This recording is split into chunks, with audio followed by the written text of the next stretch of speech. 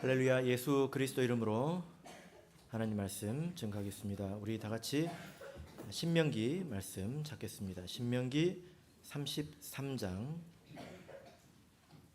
1절 말씀을 다 같이 찾겠습니다.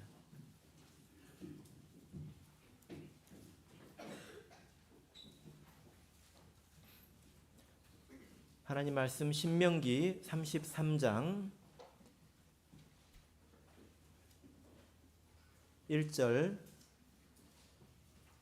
말씀을 우리 같이 읽겠습니다. 시작. 하나님의 사람 모세가 죽기 전에 이스라엘 자손을 위하여 축복함이 이러하니라. 아멘. 네, 오늘 이 시간은 하나님의 사람이라는 제목으로 말씀을 전하도록 하겠습니다. 이스라엘 백성 가운데서 혹시 모세를 모르는 사람이 있을까요? 만약에 이스라엘 백성이 모세를 모른다면 간첩이겠죠. 그죠? 지금 모세가 죽은 지 대략 3,500년 정도의 시간이 지났습니다. 굉장히 긴 시간 아닙니까? 지금 이 세상에 사람 중에 모세를 아는 사람들은 얼마나 될까요? 제가 대략 계산을 해보니까 적당히 잡았을 때 한 70% 정도 사람들은 모세를 아는 것 같습니다. 왜냐하면 기독교, 이슬람교 사람들은 기본적으로 이제 모세를 안다고 생각을 하고 또 세상 사람들도 모세를 아는 사람들이 되게 많거든요. 여러분들도 믿음 안에 들어오기 전에 모세를 알았는지 몰랐는지 한번 생각해 보시면 좋겠습니다. 이 헐리우드에서 모세를 주제로 영화가 나온 것이 여러 편 있습니다. 혹시 아십니까? 이집트 왕자 들어보셨습니까? 10개 이런 거 보셨습니까? 예. 그리고 뉴스에도 모세라는 이름이 나옵니다.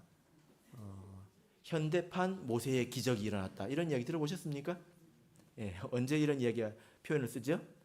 예, 앰뷸런스가 가고 있는데 앞에 차가 꽉 막혔어요. 삐용삐용 하고 울리지 않습니까? 근데 갑자기 길이 쫙 납니다. 그러면 이제 사람들이 감동을 받아서 뭐라고 합니까? 현대판 모세의 기적이 일어났다. 예. 그렇죠? 그래서 제가 생각하기에 지금 적어도 대략 아무리 적게 잡아도 이 세상 사람들 절반 이상은 모세를 아는 것 같습니다. 그러니 이스라엘 백성에게 있어서 이 모세란 사람은 얼마나 유명한 그런 사람이었겠습니까? 그죠? 그런데 오늘 본문을 보니까 모세를 이렇게 기억하는 이유가 그가 하나님의 사람이라고 이야기를 하고 있습니다. 아마도 이 구절은 신명기 33장 이 말씀은 모세가 죽은 후에 기록되었을 것입니다. 사람들이 모세를 어떻게 기억하고 있죠? 하나님의 사람 모세 이렇게 기록을 하고 있습니다. 하나님의 사람이라고 하는 표현이 성경에 여러 번 등장합니다. 총 그 등장하는 구절을 세어보면 73구절에 모세 이 하나님의 사람이라는 구절이 표현이 등장합니다. 그리고 하나님의 사람이라고 불린 사람이 성경 안에서 한 10명에서 13명 정도 됩니다. 그러니까 이제 이런 사람들이 있고 이것이 아주 뭐 희귀한 그런 표현은 아니다라는 거죠. 그 가운데서 가장 처음 하나님의 사람이라고 불린 사람이 바로 모세입니다. 그러면 가장 마지막에 하나님의 사람이라고 불린 사람은 누굴까요? 신약 성경에 있습니다. 누구냐면 디모데입니다. 디모데. 자, 그래서 하나님의 사람 이런 표현을 우리가 성경에서 자주 접하게 되는데요. 그런 것들을 읽어보면서 우리 성도들이 신앙에 도전을 받지 않습니까? 그죠? 예. 나도 이렇게 하나님의 사람이 되고 싶고 나도 하나님의 사람으로 불리우고 싶다. 그런 생각을 우리가 하게 되는 것 같습니다. 사실 저는 처음에 이제 신앙 믿음 안에 들어와서 하나님의 사람이라는 표현을 성경을 통해서 제가 접한 건 아니에요. 어디서 제가 처음 이런 표현을 봤냐면 지금은 뭐 카톡으로 서로 이렇게 연락을 하지 않습니까? 또 뭐 스마트폰으로 하지만 예전에 그런 것이 없었을 때는 컴퓨터로 서로 연락을 했는데 주로 이렇게 이메일로 서로 연락을 했죠. 그죠? 그래서 매일 이메일을 이렇게 확인했던 기억이 납니다. 근데 이메일 뭐 주소가 이렇게 있는데 그 앞에 자기 이름을 넣을 수가 있지 않습니까? 그래서 누구한테 이 전자우편이 왔는지 이거를 알 수 있는데 자기 이름을 적기도 하지만 또 거기 그 별명을 적기도 하잖아요. 그래서 누구한테 메일이 왔는데 보니까 하나님의 사람 이렇게 해서 메일이 온 거예요. 누구지? 예, 보니까 지금은 이제 목자님이 되신 어떤 분이었습니다. 그래서 제가 그때 그 표현이 처음 눈에 들어왔습니다. 그래서 지금 생각해 보면 성경을 읽으면서 하나님의 사람은 이런 사람이구나. 또 하나님의 사람이 되고 싶다. 이런 그 소망을 가지고 그렇게 한 것 아닌가 이런 생각이 드는데요.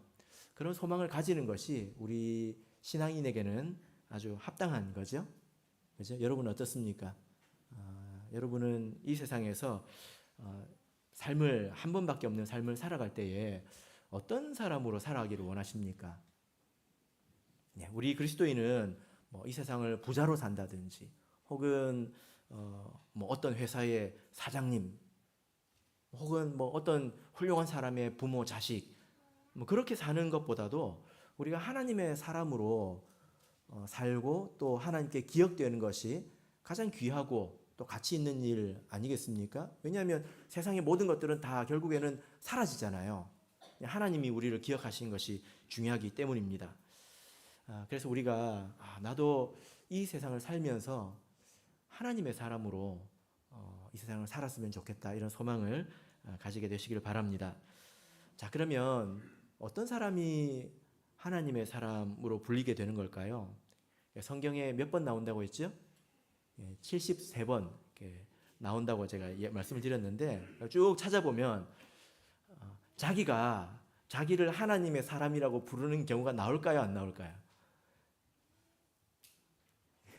여러분이 한번 찾아보시기 바랍니다. 요즘에 이렇게 스마트폰으로 찾아볼 수 있으니까 나 하나님의 사람 누가 이렇게 말하는 구절이 있을까요? 네, 찾아보십시오. 다른 사람들이 그 사람을 하나님의 사람이라고 불러주죠. 그리고 그것이 성경에 기록됐다고 하는 것은 하나님께서 그것을 인증하시는 이제 것일 겁니다. 그래서 우리는 성경에 하나님의 사람으로 기록된 이제 몇몇 사람들을 우리가 살펴보면서 어떤 사람들이 하나님의 사람으로 기록되고 또 기억되는가 우리 같이 살펴보도록 하겠습니다. 가장 먼저 살펴봐야 될 사람이 누굴까요?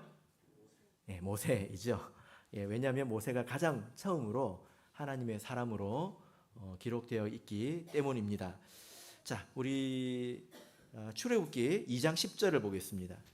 모세라는 사람의 그 이름에 대해서 한번 살펴보죠. 출애굽기 2장 10절. 네, 출애굽기 2장 10절 같이 읽겠습니다. 시작. 그 아이가 자라매 바로의 딸에게로 데려가니 그의 아들이 되니라. 그가 그 이름을 모세라 하여 가로되 이는 내가 그를 물에서 건져내었음이라 하였더라. 자, 모세라고 하는 사람 아주 유명한데요. 이 사람의 이름을 누가 지었습니까? 애굽의 공주가 지었습니다. 그래서 이 모세를 물에서 건져내었기 때문에 건져내다라는 뜻을 가진 모세라는 이름을 주게 되었는데요. 이 모세는 본래 태어나면서 죽어야 했던 그런 사람이었죠. 그죠? 왜 그렇습니까? 그 당시에 절대 권력자였던 바로 왕이 이스라엘 백성 가운데서 남자로 태어나는 사람들은 다 죽이라고 명령했기 때문입니다. 그런 죽을 운명에서 모세가 건져냄을 받지 않았습니까? 누가 건져내었을까요? 가장 처음으로는 히브리 산파가 있죠. 산파는 그 당시에 아이를 받는 사람들이었습니다. 자, 출애굽기 1장 17절을 보겠습니다. 출애굽기 1장 17절. 출애굽기 1장 17절. 자, 읽겠습니다. 시작. 그러나 산파들이 하나님을 두려워하여 애굽 왕의 명을 어기고 남자를 살린지라. 바로의 명령을 어기면 죽습니다. 그런데 이게 얼마나 두렵습니까? 죽는다고요. 그런데 이 산파의 마음에는 그 바로를 두려워하는 것보다 하나님을 두려워하는 마음이 더 커졌다는 거예요. 모세를 봤을 때. 그래서 그 모세를 살렸다는 것입니다. 그리고 그래서 모세를 가장 처음 구원한 것은 히브리 산파이죠. 그 산파의 도움으로 모세가 건져냄을 받았습니다. 이어서 모세를 또 구원한 사람이 있는데요. 바로 그 부모이죠. 그 부모가 이 아이를 데리고 있을 때 받을 그런 위험이 있지 않습니까? 바로 왕에게서 또 죽을 수 있잖아요. 그죠? 그런데 그 부모가 아이를 숨깁니다. 목숨을 건 행동이거든요. 왜 숨겼을까요? 사도행전 7장 20절을 보면 이렇게 말씀하고 있습니다. 사도행전 7장 20절, 그때에 모세가 낳는데 하나님 보시기에 아름다운지라. 하나님 보시기에 아름다운지라. 이 말이 무슨 뜻이냐면, 아이가 태어났을 때 부모는 본능적으로 자기 아이를 사랑하지 않습니까? 그런 본능 때문에 구원한 것이 아니라는 거예요. 내가 내 배로 낳은 자식을 어떻게 내가 죽이냐, 그렇게 해서 살린 것이 아니라는 것입니다. 마음속에 어떤 감동이 있었다는 거예요. 이 아이는 하나님 앞에서 특별한 아이다. 이 아름답다고 하는 이 뜻이 본래는 받으실 만하다, 이런 뜻입니다. 성경에 2번만 나오는데요. 오직 모세를 향해서만 쓰인 단어이거든요. 하나님께서 받으실 만한 아이다라고 하는 그런 마음에 어떤 특별한 그 감동이 있었다는 것입니다.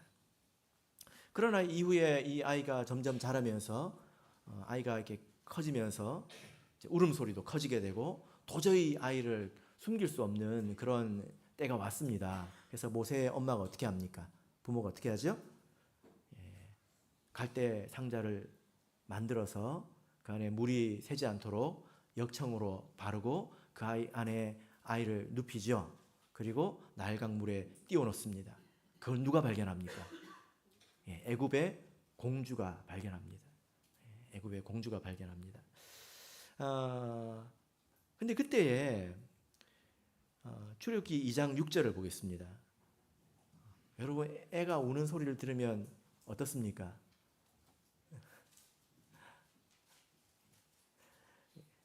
출애굽기 2장 6절을 보겠습니다. 출애굽기 2장 6절 읽겠습니다. 시작. 열고 그 아이를 보니 아이가 우는지라 그가 불쌍히 여겨 가로되 이는 히브리 사람의 아이로다. 자, 여러분, 이것이 하나님의 감동입니다. 그 아이를 봤을 때 아이가 불쌍하게 보였다는 거예요. 그 애굽의 공주가 그동안에 어떤 삶을 살아왔는지, 그때 어떤 일이 있었는지 모르겠지만 그때 그 공주의 마음에 이 아이가 불쌍하다는 마음이 들었다는 것입니다. 그래서 이 모세가 애굽의 왕자가 되고 자라나게 되죠. 구원을 받게 됩니다. 성경을 보면 적어도 이 세 부류의 사람을 통해서 모세가 구원을 받은 것을 알 수 있습니다. 그러나 사실 그 뒷면을 보면 하나님이 계신다는 거죠. 그죠? 히브리 산파의 마음을 두렵게 하셨습니다. 이건 아주 특별한 거예요. 세상에서 내 목이 달아가는 것보다 더 두려운 게 어디 있습니까? 그런 마음이 일어났다는 것입니다. 그리고 모세의 부모의 눈에 이 아이가 아름답게 보였다는 거예요. 하나님 앞에서 특별하게 보였다는 것입니다. 그리고 애굽의 공주의 눈에 이 아이가 불쌍하게 보였다는 것입니다. 이것은 다 하나님께서 그 사람들의 마음을 감동하셔서, 여러분, 마음을 감동했다는 게 어떤 의미인지 아시겠습니까? 마음을 감동하셨다는 게 어떤 의미인지 아시겠습니까? 이건 마치 육신으로 이렇게 보자면 크레인과 같은 것입니다. 이렇게 크레인은 물건을 딱 들어서 원하는 데 이렇게 딱 갖다 내려놓지 않습니까? 그러면 이 물건은 어디를 보십니까? 여기 보시죠. 제가 지금 이것까지 하고 있는데 이걸 들어가지고 제가 여기다 옮겨놨습니다. 얘는 지금 움직이지 않았죠. 근데 여기 와 있잖아요. 그죠? 이게 여러분의 마음이라고 생각해 보세요. 여러분의 생각이라고 생각해 보십시오. 내가 생각하지 않아도, 내가 마음을 먹지 않아도 하나님은 여러분의 마음을 움직일 수 있다는 거예요. 사람의 마음을 움직일 수 있다는 것입니다. 그런 보이지 않는 하나님의 역사를 통해서 모세가 구원받았다는 거예요. 그죠? 예. 감동 그러면 감동적인 영화 본 것, 예, 이렇게 생각을 하실까봐 제가 이렇게 이제 말씀을 드렸습니다. 그래서 어떤 사람이 하나님의 사람이 되느냐, 하나님의 택하심을 받고 하나님의 긍휼을 얻어서 하나님의 백성이 되는 사람이지요. 하나님께 속한 사람이 되는 것입니다. 이것이 선결 조건입니다. 보통 하나님의 사람 그러면 사람이 얼마나 훌륭하냐, 얼마나 큰 일을 했느냐, 대단하냐, 뭐 이것을 생각을 하지만 그것 이전에 중요한 것은 하나님이 그 사람을 택하셔야 된다는 거예요. 제가 지금 어떤 분 이제 교회를 나간, 지금은 출석을 하지 않는 어떤 분이 옛날에 한 기억이 나는데 이런 말을 했던 기억이 납니다. 내가 왜 참예수교회에 있느냐? 참예수교회 부모님 밑에서 태어났으니까 참예수교회에 있지. 내가 스님 아들로 태어났으면 절에 다녔을 거 아니냐? 이것은 보이는 것만 고려한 것이지요. 그죠? 하나님께서 역사하신다는 것입니다. 여러분, 누가 이 시대에 구원받은 사람이고 택함받은 사람이고 또 하나님의 긍휼을 얻은 사람입니까? 자, 우리 골로새서 1장을 보겠습니다. 골로새서 1장 13절, 14절 보겠습니다.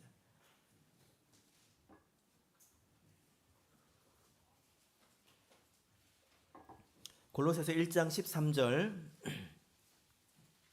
14절, 골로새서 1장 13절, 14절 같이 읽겠습니다. 시작. 그가 우리를 흑암의 권세에서 건져내사 그의 사랑의 아들의 나라로 옮기셨으니 그 아들 안에서 우리가 구속 곧 죄사함을 얻었도다. 자, 여러분 이 말씀을 보니까 흑암의 권세 아래에서 우리를 건져내셨다. 어떻게 건져내셨을까요? 바로 죄의 사함을 통해서 건져내셨다는 것입니다. 그래서 우리를 그 사랑의 아들의 나라, 예수님의 나라, 하나님의 나라 안으로 옮기셨다는 것입니다. 이것은 무엇을 말합니까? 우리가 믿고 세례를 받음으로 예수님께 속한 사람이 된 것을 말하지요. 여러분 개개인을 한번 생각해 보십시오. 나는 어떻게 믿음 안으로 들어오게 되었는가? 여러분을 도와주는 산파가 있었을 수 있습니다. 누가 열심히 여러분을 도와서 믿음 안으로 올 수 있겠지요. 또 부모님을 통해서 여러분이 믿음 안으로 들어올 수도 있습니다. 그죠? 믿음 안에 부모님을 만나서 정신 차리고 보니까 이미 참예수교에서 세례를 받았더라는 거예요. 그럴 수 있습니다. 그런데 이방인을 통해서도 내가 구원받을 수 있습니다. 제가 이런 형제님을 들었는데요. 어떤 형제님이 그 이전에 안식일을 지키는 다른 어떤 이제 교파에 다니다가 그 교회가 좀 이상하다라는 생각이 들어서 나왔습니다. 근데 그 교회에서 안식일은 철저히 교육을 받았거든요. 그래서 안식일을 지키는 교회를 찾아보니까 어디 갈 데가 없는 거예요. 대부분의 교파들이 그 주일을 지키니까. 그래서 이렇게 이제 내가 어디를 가야 되나 이런 생각을 하고 있는데 어디 이제 거래처 사장님을 만나가지고 믹스커피를 타 마시면서 이야기를 나누고 있는데 그런 이야기를 했대요. 내가 교회를 가야 되겠는데 어디 교회를 가야 될지 모르겠다고 그러니까 그 거래처 사장님이 거기 참예수교회 가라 이렇게 이야기했습니다. 근데 그 거래처 사장님이 참예수교회 신도냐? 아니에요. 네. 그래서 그분이 이런 데가 있구나 하고 참예수교회를 오셨습니다. 누가 건져냈습니까? 이방인이 건져냈다는 거예요. 그죠? 그래서 우리를 돕는 사람들이 있을 수 있고 부모님이 있을 수 있고 또 심지어 이방인을 통해서 구원을 얻을 수 있지만 그 이면에 바로 하나님의 역사가 있다는 것입니다. 하나님의 감동이 있다는 거예요. 히브리 산파가 마음을 그렇게 두렵게 가졌다는 것입니다. 모세 부모의 눈에 그렇게 특별하게 보였다는 거예요. 그리고 애굽의 공주의 눈에 그렇게 불쌍하게 보였다는 것입니다. 여러분, 우리가 그런 하나님의 은혜로 지금 이 자리에 온 것입니다. 맞습니까? 하나님의 택하심을 받아서 우리가 세례를 받아서 이 자리에 오게 된 것이죠. 이것이 선결 조건입니다. 선결 조건이라고 하는 것은 이것만 가지고 우리가 참으로 하나님의 사람이다라고 말하기는 좀 부끄럽다는 것입니다. 우리가 더 배워야 된다는 거죠. 모세를 통해서 많은 것을 또 생각할 수 있지만 우리가 그 다음 사람으로 넘어가 보도록 하겠습니다. 성경에서 또 하나님의 사람으로 불리운 사람 가운데 사무엘이 있습니다. 자, 우리 사무엘상 9장을 보겠습니다. 사무엘상 9장 6절을 보겠습니다. 사무엘상 9장 6절. 사무엘은 아주 특별한 사람입니다. 사무엘상 9장 6절. 자, 읽겠습니다. 시작. 대답하되 보소서, 이 성에 하나님의 사람이 있는데 존중이 여김을 받는 사람이라. 그가 말한 것은 반드시 다 응하나니 그리로 가사이다. 그가 혹 우리의 갈 길을 가르칠까 하나이다. 자, 여기 하나님의 사람이라고 불리운 사람은 바로 사무엘입니다. 근데 이 사무엘에 대해서 그가 존중이 여김을 받는 사람이다, 이렇게 말을 하고 있습니다. 존중이 여김을 받는다, 이 말 뜻이 뭘까요? 그 사람은 무거운 사람이라는 것입니다. 다른 사람을 이렇게 존중이 여기다고 할 때 이 그 말의 뜻이 뭐냐면은 그 사람이 한 말을 이렇게 무겁게 여긴다는 거예요. 가볍게 여기지 않는다는 것입니다. 내가 이해를 못해도 더 생각을 해본다는 것입니다. 제가 그 이세돌 아시죠? 바둑 기사 이세돌이라는 사람의 이야기를 이렇게 들어봤는데, 사람들이 바둑 그 세계 안에서는 자기를 다 존중해 준대요. 뭘 보면 아느냐? 뭐 그 이세돌 그분도 사람이니까 잘못 둘 수도 있잖아요. 실수로 잘못 둘 수도 있잖아요. 근데 사람들이 그때 아무 말도 안 한대요. 어떻게 생각을 하는 걸까요? 저 같은 사람이 두면 저거 봐라, 저게 뭐냐 할 텐데 이세돌이 딱 두지 않습니까? 그러면 사람들이 저게 무슨 뜻이 있을까? 깊이 생각을 해본다는 거예요. 이해가 안 되지 않습니까? 그러면 뭐라고 생각할까요? 내가 수준이 아직 거기에 못 미치나 보다. 그런데요, 그 사람의 어떤 말과 행동을 무겁게 여긴다는 거죠. 이게 존중이 여긴다는 건 아니겠습니까? 사무엘이 그런 사람이었습니다. 왜 그렇습니까? 그가 말하는 것은 다 응하더라. 말하는 대로 되더라는 것이죠. 그러니까 그 사람의 말을 가볍게 여길 수 없는 것 아니겠습니까? 여기서 보면 하나님의 사람은 존중이 여김을 받는다. 그럼 하나님의 사람이 마땅히 말을 잘해야 되겠죠. 아무렇게나 말을 해놓고 사람들로부터 존중이 여김을 받고자 기대하면 안 되지 않을까요? 그래서 하나님의 사람은 말을 잘해야 합니다. 그러면 이 사무엘이 어떻게 이렇게 존중이 여김을 받는 사람이 되었는가, 우리 같이 보도록 하겠습니다. 사무엘상 3장 19절을 보겠습니다. 사무엘상 3장 19절 20절을 보겠습니다. 자, 여기 보면 아주 특별한 표현이 있습니다. 사무엘상 3장 19절 20절. 자, 읽겠습니다. 시작. 사무엘이 자라매 여호와께서 그와 함께 계셔서 그 말로 하나도 땅에 떨어지지 않게 하시니 단에서부터 브엘세바까지의 온 이스라엘이 사무엘은 여호와의 선지자로 세우심을 입은 줄을 알았더라. 여러분, 이 말씀을 읽어보면 뭔가 좀 이상합니다. 뭐가 좀 바뀐 것 같습니다. 하나님께서 그와 함께 계셔서 그의 말로 하나도 땅에 떨어지지 않게 하셨다. 땅에 떨어졌다고 하는 것은 헛되다는 것입니다. 그러니까 하나님께서 사무엘의 말이 다 이루어지도록 노력하셨다는 거예요. 사무엘의 말을 다 성취해 주도록 노력하셨다는 것입니다. 이거 좀 이상하지 않습니까? 보통 우리는 반대로 생각하잖아요. 우리가 하나님의 말을 이루도록 노력해야 된다. 하나님의 말씀이 땅에 떨어지지 않도록 노력해야 된다. 우리가 이렇게 생각하지 않습니까? 근데 이 말씀을 보면 도리어 이렇게 하나님께서 사무엘이 한 말은 헛되지 않도록, 땅에 떨어지지 않도록 이렇게 해주셨다는 거예요. 하나님께서 사무엘의 말을 지키고 있다는 것입니다. 사람이 하나님의 말을 지키는 게 아니라 하나님이 사무엘의 말을 지키고 있다는 것입니다. 이것이 굉장히 특별한 것 아닙니까? 근데 거기에는 배경이 있습니다. 자, 3장 1절을 보겠습니다. 3장 1절. 왜 하나님께서 사무엘을 이렇게 특별하게 대우해 주셨는가? 우리가 좀 배워야 되겠습니다. 사무엘 3장 1절 같이 읽겠습니다. 시작. 아이 사무엘이 엘리 앞에서 여호와를 섬길 때에는 여호와의 말씀이 희귀하여 이상이 흔히 보이지 않더라.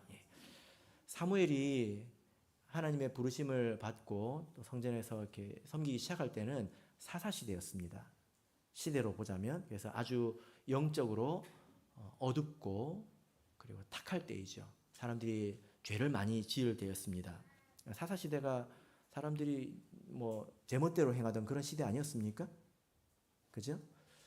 그러다 보니까 사람들이 제멋대로 이렇게 살다 보면 하나님의 역사도 줄어듭니다.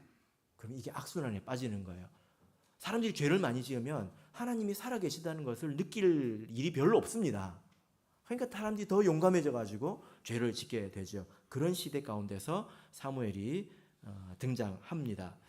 2절을 보시면 그래서 이렇게 말씀을 하고 있습니다.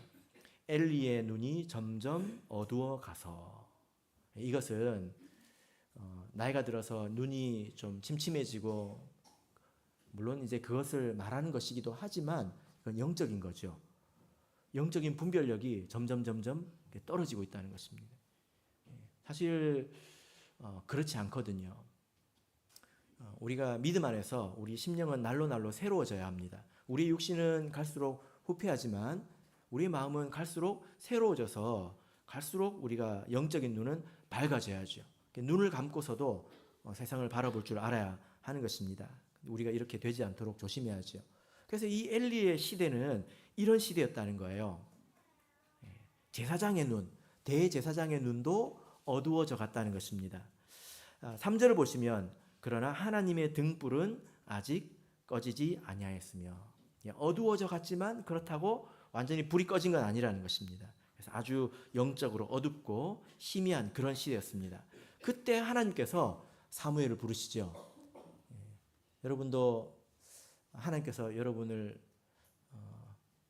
불러주시면 좋지 않을까요? 재윤아 한 명을 부르면 두 명이 대답할 수 있으니까 제가 하나님 제 이름도 한번 불러주세요. 원하십니까? 은세 형제, 은세야. 예? 그러면 제가 정신을 차리고 열심히 할 텐데. 그런데 사무엘이 그 말씀을 들었습니다. 그 과정은 아시죠? 처음에 하나님이 부르는 줄 몰랐어요. 그래서 엘리 제사장한테 찾아가잖아요. 부르셨습니까? 하고 찾아갑니다. 근데 하나님 너를 부르셨으니까 하나님께 응답해라. 그래서 하나님께 응답하고 하나님의 말씀을 듣는데요. 어떤 말씀을 들었을까요? 자, 11절 보겠습니다. 11절. 여호와께서 사무엘에게 이르시되 보라, 내가 이스라엘 중에 한 일을 행하리니 그것을 듣는 자마다 두 귀가 울리리라. 이 내용이 뭡니까? 하나님께서 엘리 제사장 가문을 심판하시겠다는 겁니다. 그 소식을 듣는 자는 귀가 멍멍할 것이다. 너무 충격적이어서, 소리가 커서 울리는 게 아니라 너무 충격적이고 놀라워서 그 두 귀가 울릴 것이다. 여러분, 이 말씀을 들었을 때 사무엘의 마음이 얼마나 무거웠을지 한번 생각해 보세요. 얼마나 마음이 무거웠을까요? 사무엘은 아직 어린아이지 않습니까? 그래서 한번 여러분이 입장 바꿔서 한번 생각해 보십시오. 예를 들어서 하나님께서 어느 날 재윤이 형제를 부르셨습니다. 재윤아, 재윤아 하고 하나님께서 뭔가 말씀을 해주셨는데 그게 뭐냐면 목자님이 교회 돈을 횡령했다는 거예요.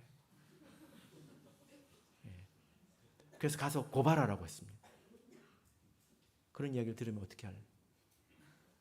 고발해요? 네. 생각이 없는 거군요. 무슨 일이 찾아올지.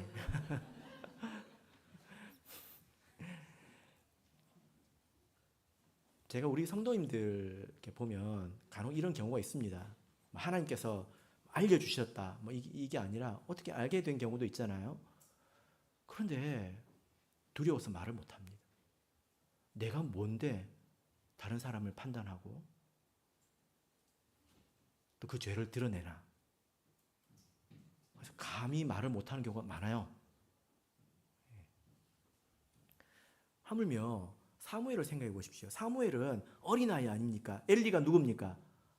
그 나라의 대빵입니다. 대빵. 대제사장이에요. 그리고 그 시대가 얼마나 어두운 시대입니까? 이 엘리의 두 아들이 성전에서 온갖 나쁜 짓은 다 해도 아무도 뭐라 그러지 않고 뭐라 그래도 아무 소용도 없던 그런 시대 아닙니까? 엘리 제사장은 하나님이 뭐라 그래도 안 들은 사람이에요. 근데 그런 시대에 말해봐야 무슨 의미가 있습니까?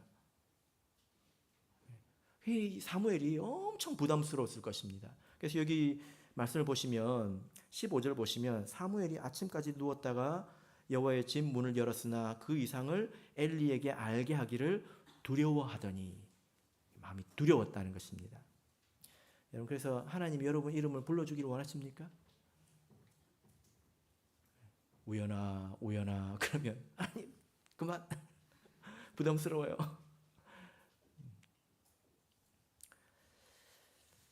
그래서 엘리가 묻습니다. 하나님께서 너한테 뭐라고 말씀하시잖아요. 모르겠는데요. 까먹었는데요. 별거 아니에요. 자기를 생각하면 그럴 수 있다는 거예요. 이 일이 어떤 결과를 가져올까 생각하면 그럴 수 있다는 것입니다. 근데 이 사무엘은 어떻게 했을까요? 18절 사무엘상 3장 18절 읽겠습니다. 시작. 사무엘이 세세히 말하고 조금도 숨기지 아니하니 그가 가로되 이는 여호와시니 선하신 소견대로 하실 것이니라 하니라. 사무엘이 세세히 말했다는 것입니다. 이것은 사무엘이 생각이 없어서 말한 게 아니에요. 말해야죠. 그게 아니에요. 사무엘의 이런 행동, 하나님 말씀을 듣고 그 말씀을 받아들이고 깨닫고 말씀을 있는 그대로 말하는 것, 그 말씀이 가져올 결과에 대해서 크게 생각하지 않고 있는 그대로 말하는 것, 이것이 사무엘의 본질입니다. 이것이 하나님의 사람의 본질이죠. 사무엘이 늙어서도 그게 바뀌지 않았다는 거예요. 하나님 말씀을 듣고 하나님 말을 말한다는 것입니다. 그러니까 하나님께서 사무엘의 말을 지켜줬다는 거죠. 여러분, 그래서 우리가 하나님의 사람으로서 우리는 부름받은 사람이고 거듭난 사람들이기 때문에 우리는 하나님의 사람입니다. 하나님의 사람으로서 우리가 하나님의 사람처럼 말하고 있는가? 우리가 우리를 많이 돌아봐야 하는 것입니다. 지금 이 시대는 사사시대처럼 혼탁하고 또 하나님 말씀을 말하기가 부담스러운 그런 시대 아니겠습니까? 우리가 이 세상에서 존중받는 사람이 되려면 우리의 말이 무거워야 합니다. 우리의 말이 진실해야 합니다. 저 사람의 말은 믿을 수가 없어. 내 말을 내가 스스로 지켜야 된다는 것입니다. 그리고 하나님의 말씀을 지혜롭게 드러낼 줄 알아야 합니다. 말할 줄 알아야 합니다. 내 속에만 가다두고 이 말을 가지고 오면 어떤 후폭풍이 찾아올까? 이 생각만 하고 입을 닫는 것은 하나님의 사람이 아니죠. 그죠? 그래서 우리가 우리의 말을 잘 돌아봐야 하는 것입니다. 제가 최근에 이런 이야기를 들었는데요. 그 어떤 자매님 이야기를 하시더라고요. 그쪽 교회 이야기를 하시는데 신도에만 들어갔다 오면 기분이 나쁘대요. 신도에만 들어갔다 오면 왜 기분이 나쁠까? 이게 제가 들어보니까 신도회 안에서 그렇게 서로 자랑을 한대. 그렇게 옷 입고 와가지고 이 옷 우리 아들이 사줬다고 이제. 그럼 이제 그 다음 주에 다른 분이 옷을 또 입고 바꾸고 있거든요. 이렇게 교회 갈 때일수록 옷을 더 잘 입고 가야 된대요. 사실 그 자랑은 배설과 같습니다. 여러분 방에 여러 명이 있는데 거기 누가 배설을 하면 자기는 후련하겠죠. 다른 사람은 불쾌해요. 자랑이 그렇다고요. 자기만 몰라. 좋다. 자랑하지 마세요. 자랑은 배설과 같습니다. 그래서 교회에서 그런 이야기를 듣고 그게 하나님의 말씀이 아니거든요. 하나님 말이 아니란 말입니다. 교회에서 그런 세상 이야기, 뭐 정치 진영의 이야기, 부동산 돈 버는 이야기 이런 얘기가 가득하면 그것이 하나님의 사람의 입에서 나오는 말이라고 할 수 있을까요? 제가 이 말씀을 저도 생각해 보면서 저도 좀 반성을 했는데요. 저도 이렇게 그 말을 조심하려고 노력합니다. 근데 제가 천성이 장난이 많아요. 장난이 많아가지고 농담을 잘합니다. 특히 우리 그 목자님들하고 있을 때는 제가 정신줄을 놓고 농담을 하는데요. 때로 보면 농담이 가끔 희롱에 가까운 이제 하나님께서 싫어하시겠다 이런 생각을 저도 하게 됐습니다. 저도 고치도록 노력하겠습니다. 우리의 말이 이 땅에 떨어지지 않도록 하나님께서 하시려면 우리가 말을 진실하게 해야 되죠. 그죠? 그것이 하나님의 사람이라는 것입니다. 자, 이제 마지막으로 살펴볼 사람은 엘리사입니다. 엘리사. 왜 엘리사일까요? 성경에 10명도 넘는 사람이 있는데 다윗도 있습니다. 또 나중에 뭐 디모데도 있지 않습니까? 왜 엘리사일까요? 성경에서 하나님의 사람이라고 가장 많이 불린 사람이 바로 이 엘리사이기 때문입니다. 70세 구절이 있는데요. 그 중에 무려 23번 이 엘리사를 향한 말입니다.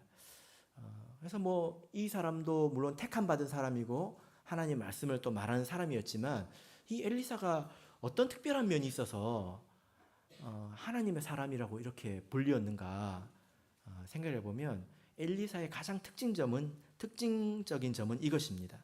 열왕기하를 보겠습니다. 열왕기하 8장입니다. 열왕기하 8장 4절입니다.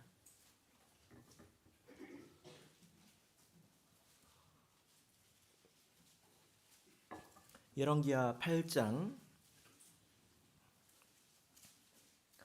4절 우리 같이 읽겠습니다. 열왕기하 8장 4절 읽겠습니다. 시작. 때에 왕이 하나님의 사람의 사환 게하시와 서로 말씀하여 가로되 너는 엘리사의 행한 모든 큰 일을 내게 고하라 하니. 여기서 보면 하나님의 사람 엘리사를 말하고 있습니다. 그런데 엘리사의 행한 모든 큰 일을 내게 고하라. 그래서 그 엘리사의 특징이 뭐냐면 엘리사 선지자는 구약 성경에서 가장 이적을 많이 행한 선지자입니다. 물론 모세도 큰 이적을 행했죠. 물론 하나님의 능력이지만 10가지 재앙을 내리고 홍해를 가르고 했지만 그러나 엘리사가 그 횟수로는 더 많습니다. 이 엘리야를 계승하자마자 요단강을 가르고 물을 고치고 죽은 아이를 살렸죠. 문둥병을 치유하고 또 심지어 이 도끼가 물에서 떠오르게 하지 않습니까? 이 엘리사가 얼마나 대단하냐면요. 엘리사가 죽은 후에 뼈가 되었습니다. 근데 그 무덤에 다른 시체를 넣었을 때 그 시체가 그 엘리사의 뼈에 닿았어요. 그 시체가 벌떡 일어났습니다. 이 엘리사는 죽어서도 역사하는 사람이었다는 거예요. 그래서 성경에서 이 엘리사와 관계된 이적이 20번이 넘습니다. 이게 얼마나 많은 일이냐면 예수님에 비견할 수 있어요. 예수님에 비교할 수 있습니다. 그래서 이 엘리사는 어떤 사람이냐면 하나님의 능력을 가지고 사람들을 여러 가지 고통 가운데서 구원한 그런 사람을 말하는 거죠. 그래서 사람들이 엘리사는 하나님의 힘을 가지고 하나님의 능력을 가지고 하나님의 구원을 행했기 때문에 하나님의 사람이라고 불렀던 것입니다. 그러면 지금은 어떤 사람이 엘리사와 같은 하나님의 사람일까? 우리가 모세를 생각해 보면 부름받은 사람이고, 사무엘을 생각해 보면 하나님의 말씀을 듣고 그 입에서 하나님의 말씀이 나가는 사람이 곧 하나님의 사람이라고 말할 수 있습니다. 그럼 엘리사를 통해서 우리가 배울 수 있는 것은 무엇일까요? 내가 어떤 능력을 행해야 되는 것일까요? 엘리사처럼? 우리가 조금 더 생각을 해야 합니다. 엘리사가 행한 이적을 보면 이 이적은 그냥 단순히 신기한 일이 아니라 거기에는 메시지가 있습니다. 여러분, 예수님의 이적에 관한 메시지도 많이 들어보셨잖아요. 예수님께서 뭐 눈도 고치고 뭐 귀도 고치고 입도 고치고 뭐 다리도 고치고 많이 고치셨습니다. 예수님은 이것도 고치시고 저것도 고치시네. 참 능력이 많으시네. 그게 아니라 그 이야기 가운데 메시지가 있어요. 그 이적을 통해서 그 사람들의 믿음을 세우시고 마음을 고치시는 것입니다. 그래서 내포하는 의미가 중요한 거죠. 그래서 지금 우리가 엘리사와 같은 하나님의 사람이 되는 것은 사람들의 마음을 세우는 것이고 사람들의 믿음을 세우는 것입니다. 무엇을 통해서요? 우리의 섬김을 통해서, 우리의 맡은 일을 통해서. 우리가 교회에서 어떤 직분을 맡을 수도 있고 어떤 일을 할 수도 있습니다. 또 내가 사명감을 가지고 어떤 일을 할 수도 있습니다. 그 가운데서 하나님께서 보이게 혹은 보이지 않게 도와주신다는 것입니다. 그거를 잘하는 사람이 누굽니까? 하나님의 사람이지요. 우리 에베소서 4장을 보겠습니다. 에베소 4장 11절 12절 보겠습니다. 에베소서 4장 11절 12절. 에베소서 4장 11절 12절 같이 읽겠습니다.